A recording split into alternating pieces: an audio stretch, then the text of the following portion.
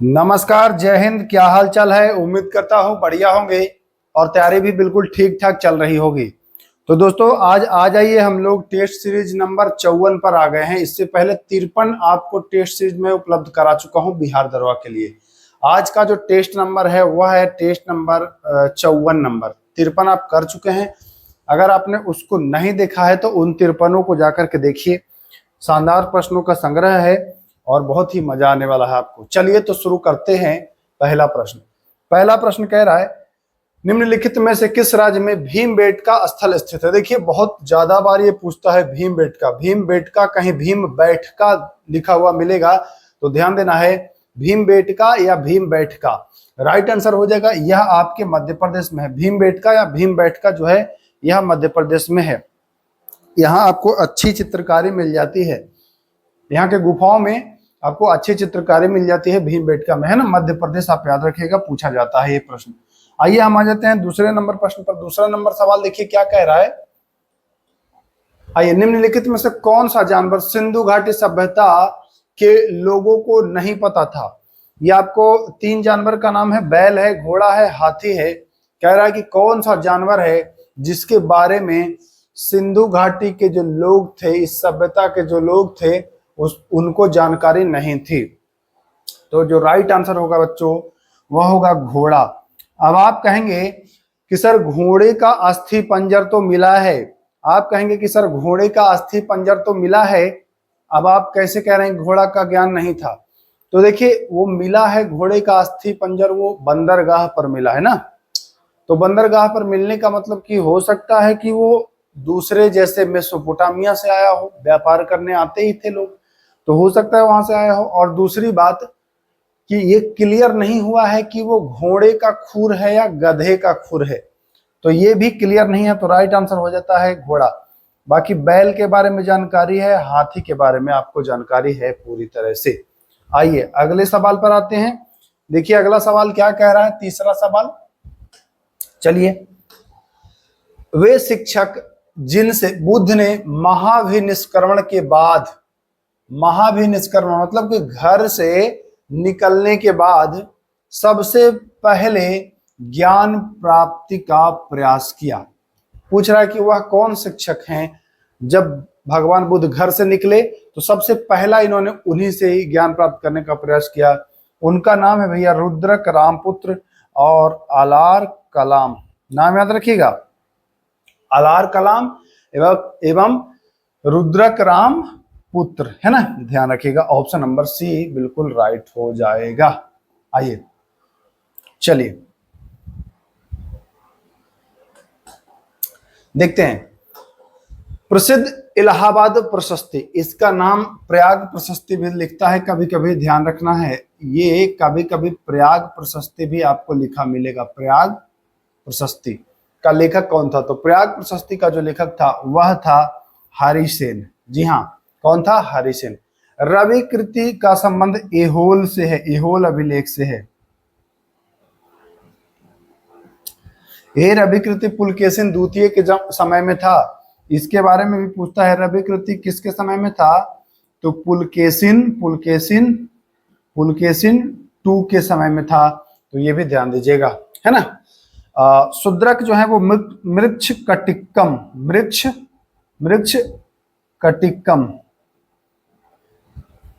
के लेखक हैं।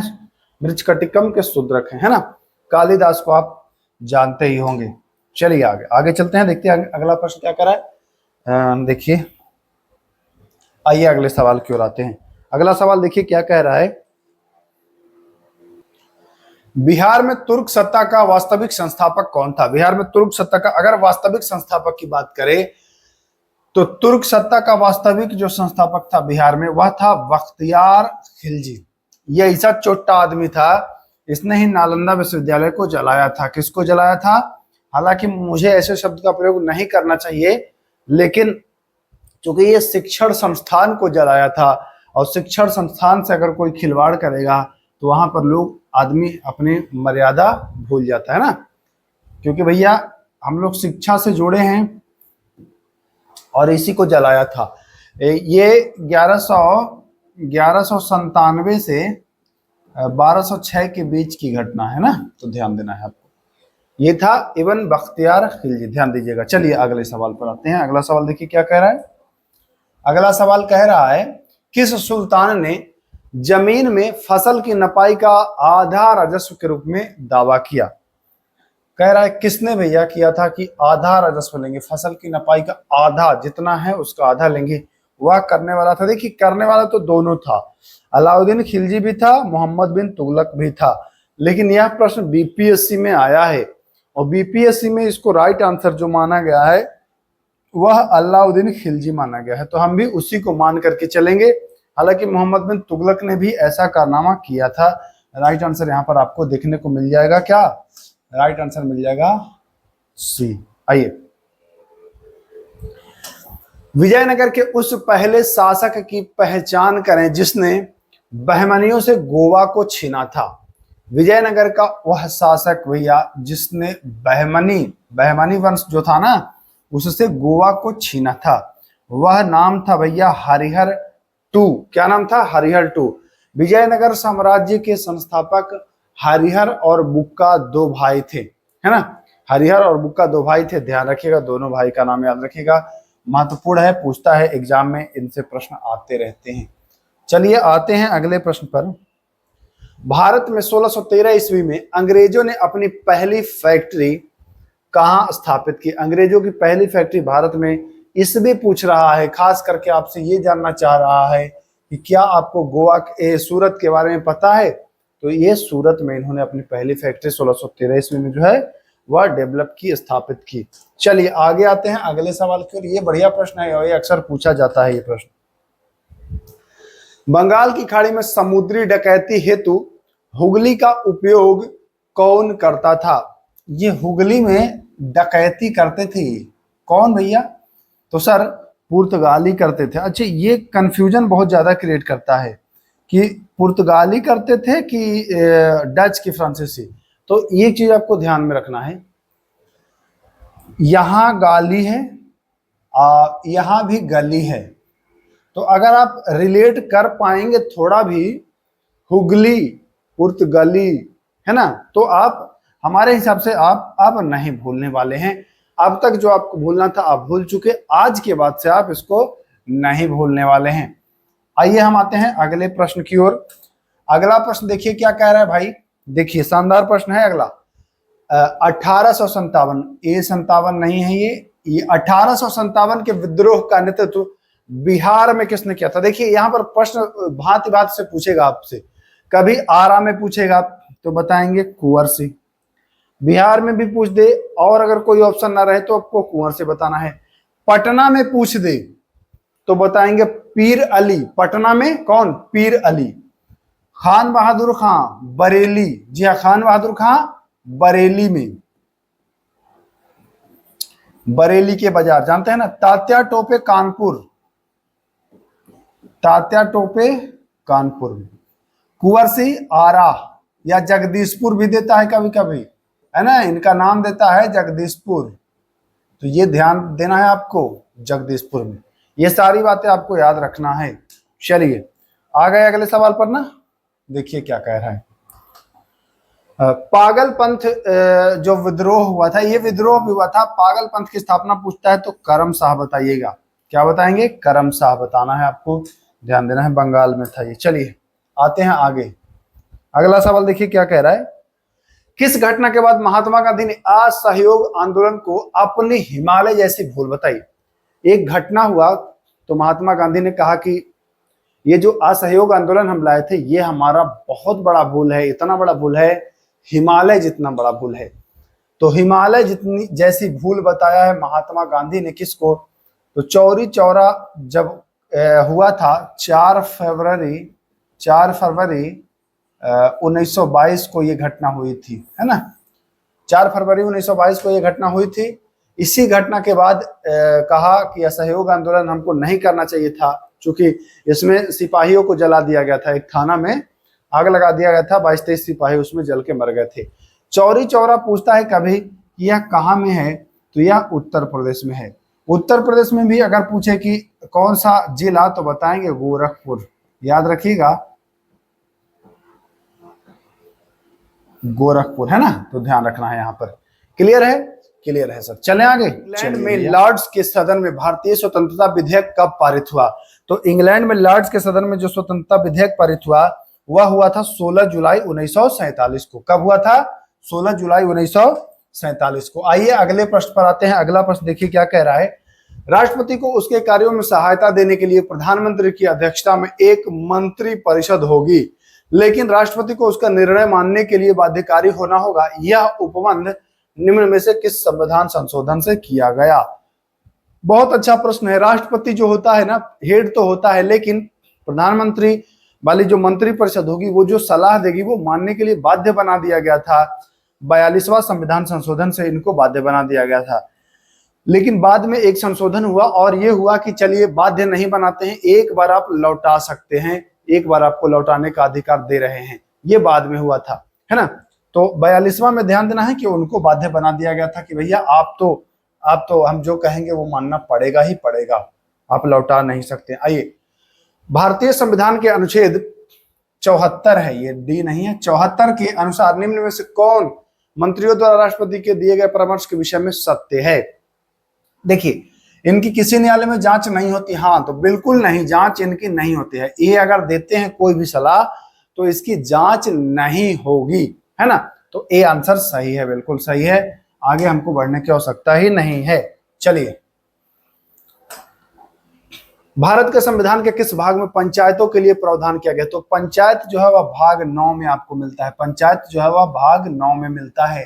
तो 9 भाग देखिए, राइट आंसर ये हो जाता है। भाग 9 में आते हैं पंचायतें। पंचायतें आपने पढ़ा होगा भाग 9 में। चलिए आइए, किसी व्यक्ति की अवैध हिरासत के खिलाफ निम्नलिखित में से कौन से रीट जारी?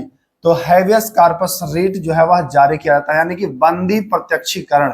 अगर किसी को बंदी बना लिया जाता है तो उसके नियम है कि भैया इतने समय में आप मजिस्ट्रेट के यहाँ पहुंचाइए, कारण बताइए, है ना, उसको नोटिस सब कुछ बताना होता है। तो ये होता है बंदी प्रत्यक्षीकरण। ध्यान देना है, बंदी प्रत्यक्षीकरण होता है राइट आंसर। आइए चलिए, निम्नलिखित में से किसको संविधान द्वारा मौलिक अधिकारों को लागू करने की शक्ति दी गई है? तो मौलिक अधिकार लागू कर सकता है सुप्रीम कोर्ट और हाई कोर्ट भी। अगर आप 226 अनुच्छेद का पालन करेंगे और मौलिक अधिकार का हनन होगा तो 226 अनुच्छेद के द्वारा आप जा सकते हैं हाई कोर्ट, और अनुच्छेद 32 आपको सुप्रीम कोर्ट जाने की सलाह देता है या सुप्रीम कोर्ट जाने के लिए आपको इजाजत देता है। तो डी आंसर बिल्कुल राइट हो जाएगा। आइए आगे आते हैं, देखते हैं क्या कह रहा है अगला प्रश्न।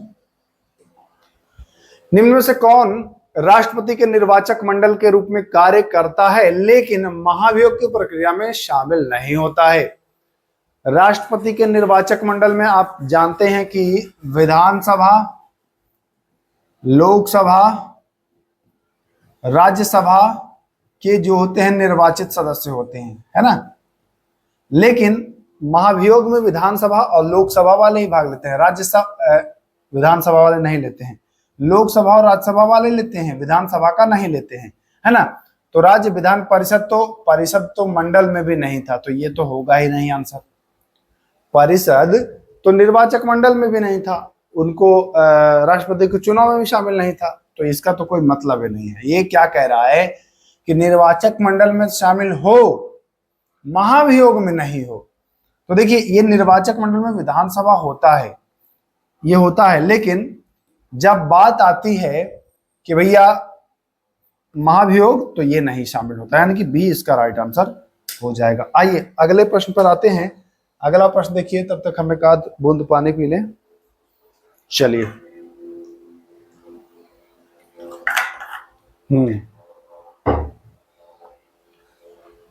किस पठार पर कर्क रेखा तथा भारतीय मानक समय रेखा एक दूसरे को काटता है? अगर आप भारत का नक्शा देखेंगे तो मैं आपको भारत का नक्शा दिखाई देता हूं, आपको खुद समझ में आ जाएगा। नक्शे से आप अच्छे से समझ पाएंगे ना, आप बहुत ही आसानी से समझ पाएंगे।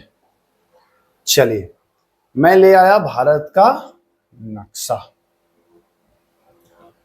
अब इसमें आपको अच्छे से समझ लेना है। देखिए, कह रहा है कि किस पठार पर भारतीय मानक समय रेखा, मानक समय रेखा आपको गुजरता है 5 राज्य से गुजरता है। उत्तर प्रदेश, ठीक, यहां से और गुजरता है।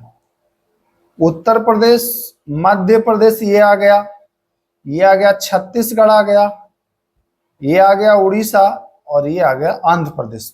5।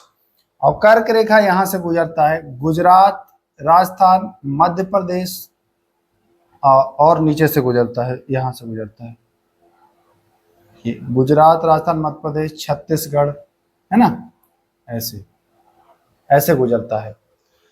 तो ये जो कर्क रेखा और मकर रेखा जो दोनों मकर नहीं, कर्क रेखा और ये मानक समय रेखा, ये वाला कर्क है और ये वाला कौन है, मानक समय है। ये एक दूसरे को छत्तीसगढ़ बघेलखंड पठार पर काटते हैं। कहाँ, बघेलखंड पठार पर काटते हैं। ये प्रश्न बढ़िया है, एग्जाम में आता है। आइए आइए अगले प्रश्न पर आते हैं। देखिए क्या कह रहे हैं। भारतीय उपमहाद्वीप पूर्व में मूलतः एक भाग था, तो यह गोंडवाना लैंड का हिस्सा था। ऑस्ट्रेलिया, अफ्रीका, दक्षिण अमेरिका, ये सब भारत सब एक ही साथ थे। अब आप सोच रहे हो कि भारत और दक्षिण अमेरिका एक साथ कैसे होंगे, तो जी हाँ, पैंजिया और जब पैंजिया था, संपूर्ण विश्व पैंजिया था, तो 2 भागों में पहले बटा, एक अंगारा लैंड बट गया और ये गोंडवाना लैंड बट गया। तो भारत गोंडवाना लैंड का ही हिस्सा है। ये टूट करके बाद में अफ्रीका से फिर यहाँ आ गया है ना, तो ये आपको ध्यान देना है। तो गोंडवाना लैंड का हिस्सा है, ध्यान रखिएगा। आइए अगला प्रश्न देखिए क्या कह रहा है।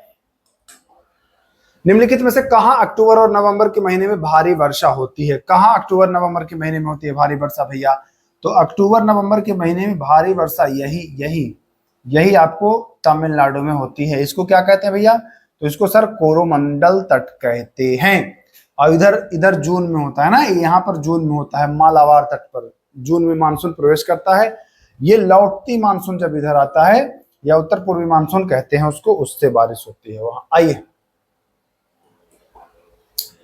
गंगा के मैदान की पुरानी कछारी मिट्टी, देखिए पुरानी हो तो पुरानी को बांगर कहते हैं और नई को खादर कहते हैं। याद कर लीजिएगा, पुरानी को बांगर कहते हैं और नई को बाबू खादर कहते हैं। तो यहाँ आपसे पूछ रहा है पुरानी, तो बताएंगे कि भैया ये तो बांगर है, बांगर, पुरानी बांगर है। आइए अगले सवाल की ओर हम लोग बढ़ते हैं। भारत के चावल के कटोरे क्षेत्र का नाम बताएं। भारत का चावल का कटोरा क्षेत्र, तो देखिए चावल का कटोरा क्षेत्र अगर राज्य पूछता है तब तो आंसर कुछ और होगा, लेकिन क्षेत्र पूछता है तो कृष्णा गोदावरी क्षेत्र को कहते हैं चावल का कटोरा क्षेत्र। सिंधु गंगा नहीं होगा, सिंधु गंगा चावल का कटोरा नहीं कहलाता है। चावल का कटोरा कृष्णा गोदावरी डेल्टा क्षेत्र कहलाता है, ध्यान दीजिएगा। चलिए आइए, कोरबा कोयला क्षेत्र अवस्थित है। कोरबा जो है वो छत्तीसगढ़ में अवस्थित है। कोयला क्षेत्र इंपॉर्टेंट है, ध्यान रखिएगा। कोरबा जो है वो कोयला क्षेत्र है, छत्तीसगढ़ में इंपॉर्टेंट है, याद रखिएगा। आइए अगले प्रश्न की ओर हम चलते हैं। अगला प्रश्न देखिए क्या कह रहा है। भारत में सबसे पुराना तेल भंडार कहाँ है। भारत में सबसे पुराना तेल भंडार कहाँ है। बॉम्बे है, महाराष्ट्र है, अलंकेश्वर है, नवागांव है, डिगबोई है। तो डिगबोई असम वाला है, यह सबसे पुराना है। कौन सा, डिगबोई असम। आइए आते हैं, एग्जाम में आपको डायरेक्ट प्रश्न देखने को मिल जाएगा। और देखिए एक चीज मैं और बता दूं, बिहार दरोगा की जब वैकेंसी निकल जाएगी तो आप लोग के लिए एडवांस लेवल का टेस्ट लाऊंगा और फुल डिटेल सॉल्यूशन के साथ। अभी चूंकि वैकेंसी नहीं आई है, लेकिन रिदम आपका बना रहना चाहिए, इसलिए मैं आपको टेस्ट उपलब्ध करा दे रहा हूं। कुछ टॉपिक भी आपको कवर करा दिया हूं। वैकेंसी जैसे ही आती है तो सब कुछ तैयार हो रहा है, एकदम एडवांस लेवल का टेस्ट मिलेगा और डिटेल सॉल्यूशन के साथ मिलेगा। तो चैनल को सब्सक्राइब कर लीजिएगा। चलिए, निम्न में से किस महाद्वीप में सबसे अधिक देश हैं। तो सबसे अधिक देश की बात की जाए तो अफ्रीका में लगभग 54 देश आपको मिलता है। एशिया में वहीं आपको लगभग 47-48 के आसपास मिलता है। सबसे ज्यादा भैया अफ्रीका में है। आइए, माउंट एटना क्या है। तो माउंट एटना एक ज्वालामुखी है और यह इटली में है। कहाँ में है भैया, इटली में। माउंट एटना एक ज्वालामुखी है, यह इटली में है, तो ध्यान देना है, एक ज्वालामुखी है, पूछता है ये वाला प्रश्न। आइए अगले प्रश्न की ओर हम लोग आते हैं। अगला प्रश्न देखिए क्या कह रहा है। निम्नलिखित प्रत्यक्ष करों में किस कर से सरकार को अधिकतम राजस्व। इनमें से सरकार को सबसे अधिक राजस्व दान से नहीं मिलता है, इनकम टैक्स से मिलता है। अगर इनकी बात की जाए तो, है ना, मिलता है किससे? आयकर से। आइए, भारत में किस वर्ष रेल बजट को आम बजट में मिला दिया गया? तो मिलाने की बात करें तो 2017 में, जुदा की बात करें तो 1924 में। देखिए ये तो 16 में ही हो गया था, लेकिन जो बजट पेश हुआ 17 में, उसमें अलग अलग पेश हुआ। बाकी घोषणा वगैरह किया गया था 16 में कि चलो अलग हो जाएगा, लेकिन भाई 16 का तो बजट पेश हो गया था। अब 17 का जो बजट आया तो उसमें अलग अलग पेश हुआ, है ना, उसमें सॉरी एक में हो गया, एक में मिला दिया गया। पहले 16 तक अलग अलग ही हुआ था, ये ध्यान रखना, कंफ्यूजन नहीं पालिएगा। आइए, राष्ट्रीय नियोजन में रोलिंग प्लान की अवधारणा। रोलिंग प्लान वही 1978 वाला, है ना, कि लागू हुई थी जनता पार्टी की सरकार के द्वारा। बहुत इंपॉर्टेंट प्रश्न है और न जाने कितनी बार इस प्रश्न को पूछा गया है। बहुत अच्छा प्रश्न है ये। आइए, गति के नियम को सर्वप्रथम परिभाषित किया था। गति को परिभाषित करने वाले सबसे पहले थे गैलीलियो, लेकिन नाम आता है न्यूटन का। लेकिन सबसे पहले अगर प्रभावित किया गया मुख्य रूप से तो गैलीलियो के द्वारा किया गया था, तो ध्यान रखिएगा गति के नियम को। इसलिए कभी गति के नियम को गैलीलियो का भी नियम कह दिया जाता है। आइए, निम्नलिखित में से कौन सा न्यूटन के गति के तीसरे नियम का उपयोग करता है? तो तीसरे नियम में क्या होता है? Action reaction force. अगर हम इसको जितनी तेजी से दीवार पर टकराएंगे उतनी तेजी से ही वो उधर से वापस आ जाएगा। Action reaction. तो जब तीर आप देखते हैं तो तीर कमानी जो होता है उसमें जब खींचा जाता है तो जितना पीछे खींचाता है उतनी ही ऊर्जा से वो आगे बाण को ढकेलता है। तो ये हो जाएगा राइट आंसर। बट अंतरिक्ष रॉकेट भी जो है ना, ये भी उसी पर कार्य करता है, जो उसमें ईंधन होता है और पूरी प्रेशर नीचे लगाता है और रॉकेट को ऊपर के प्रेशर, तो वो भी होता है आंसर। बट आदर्श आंसर अगर पूछे तो आदर्श आंसर हो जाएगा ए। लेकिन जब ये वाला ऑप्शन रहे, ये चीज देखना है यहाँ पर आपको, जब ऑप्शन डी रहे कि एक से अधिक, तब आपको डी के साथ जाना है। अगर ये नहीं रहे तो आपको केवल तीरंदाजी के साथ जाना है ना, तो ये आपको ध्यान देना होगा। क्वेश्चन की थोड़ा सा वो समझना होगा, एग्जाम का जो लैंग्वेज होता है वो समझना जरूरी होता है। अमीटर से मापा जाता है, विद्युत धारा मापा जाता है। भैया बहुत ही सरल प्रश्न आ गया एक आध। चलिए, यदि एक पेंडुलम से दोलन करने वाली घड़ी को पृथ्वी से चंद्रमा पर ले जाएंगे तो सुस्त हो जाएगा। चंद्रमा पर गुरुत्वाकर्षण कम है तो भैया सुस्त हो जाएगा, ये सीधी बात है। कहा हो जाएगा? सुस्त हो जाएगा सर। चलिए,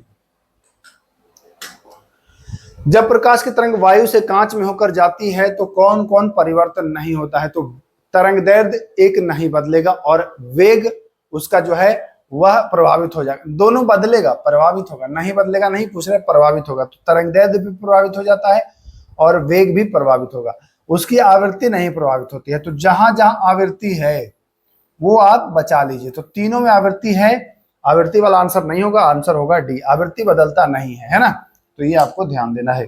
चलिए, आइए, अवश्रव्य तरंगे की आवृत्ति होती है। आवृत्ति अवश्रव्य तरंगे देखिए तीन तरह का मिलेगा। एक अवश्रव्य जो होता है 20 हर्ट्ज से कम, ये होता है अवश्रव्य। और श्रव्य होता है जिसको हम लोग सुनते हैं, ये होता है 20 हर्ट्ज से 20,000 हर्ट्ज तक, है ना। और पराश्रव्य जो होता है, पराश्रव्य वो 20,000 हर्ट्ज से ऊपर, पराश्रव्य होता है 20K हर्ट्ज से ऊपर वाला, प्लस वाला। तो अब श्रव्य कह रहा है जो होगा 20 हर्ट्ज से कम। हम लोग सुनते हैं कौन सा? 20 से 20,000 वाला, है ना, तो ध्यान दीजिएगा। चलिए, आइए, विद्युत मोटर क्या करेगा? तो विद्युत मोटर को चाहिए चलने के लिए विद्युत। अब ये विद्युत इसको मिल जाएगा तो विद्युत ऊर्जा को या क्या बदल देगा? यांत्रिक ऊर्जा में बदल देगा, है ना। विद्युत ऊर्जा को क्या बदल देगा? यांत्रिक ऊर्जा में यह बदल देगा। तो राइट आंसर बिल्कुल सी सही हो जाता है। चलिए, आइए अगले प्रश्न की ओर। कांच पर लिखने के लिए, कांच पर लिखना है तो HF हाइड्रोजन फ्लोराइड, है ना, का प्रयोग करेंगे। HF हाइड्रोफ्लोरिक अम्ल का प्रयोग हम लोग कर देंगे। कहीं कहीं नाइट्रिक अम्ल भी इसका आंसर मिल जाता है। शुष्क सेल में जो ऊर्जा संग्रहित होती है वो होती है रासायनिक ऊर्जा। सूखे सेल में रासायनिक ऊर्जा संग्रहित होती है। तो ध्यान दीजिएगा, कुछ प्रश्न आपको एकदम सामान्य स्तर के मिलेंगे। देखिए होता क्या है ना कि जब आप यहाँ लगा रहे हैं क्वेश्चन तो आपको लगेगा कि सब इजी प्रश्न है, सब इजी लगेगा। यही एग्जाम में जाएंगे तो एग्जाम का जब प्रेशर पड़ता है ना खोपड़ी पर, तो यही प्रश्न आपको कठिन लगने लगता है। तो इजी प्रश्नों का रिवीजन बहुत जरूरी है।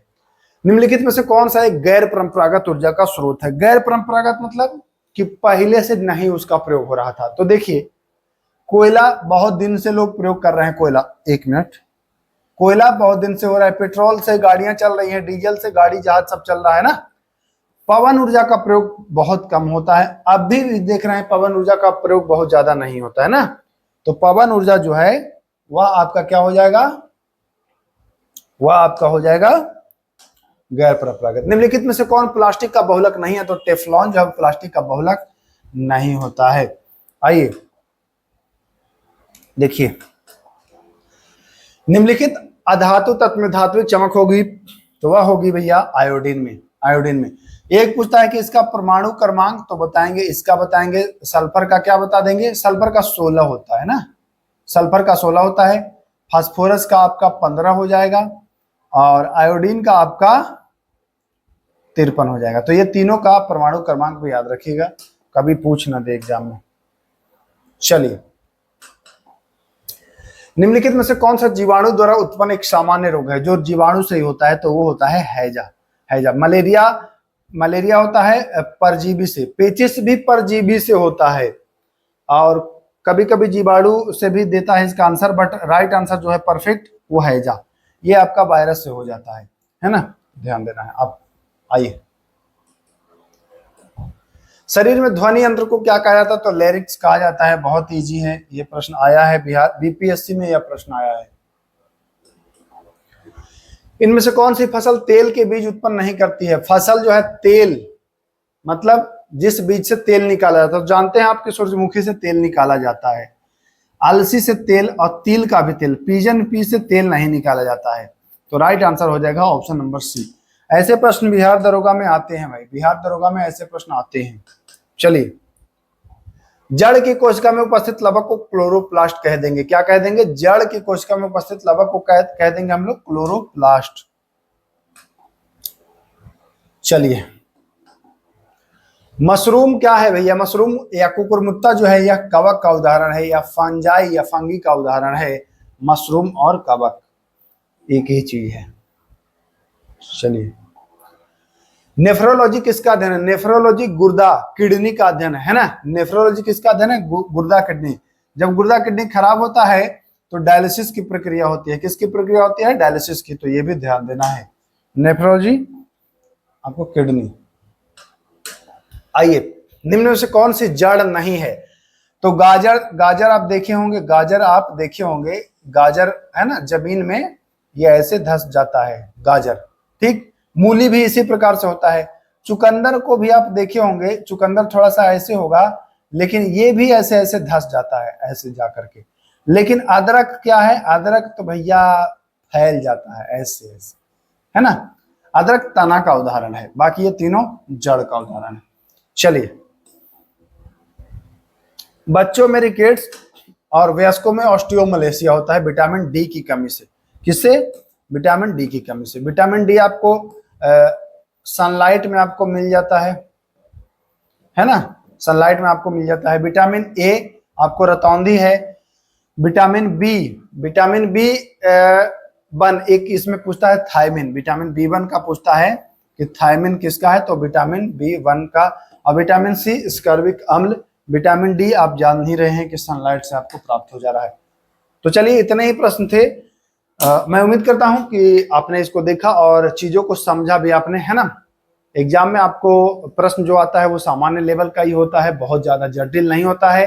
तो सामान्य प्रश्न देख करके भागना नहीं है, एग्जाम में यही आपको जटिलता का अनुभव कराएंगे। तो चलिए, बने रहिएगा, फिर मिलते हैं नेक्स्ट वीडियो में। नमस्कार।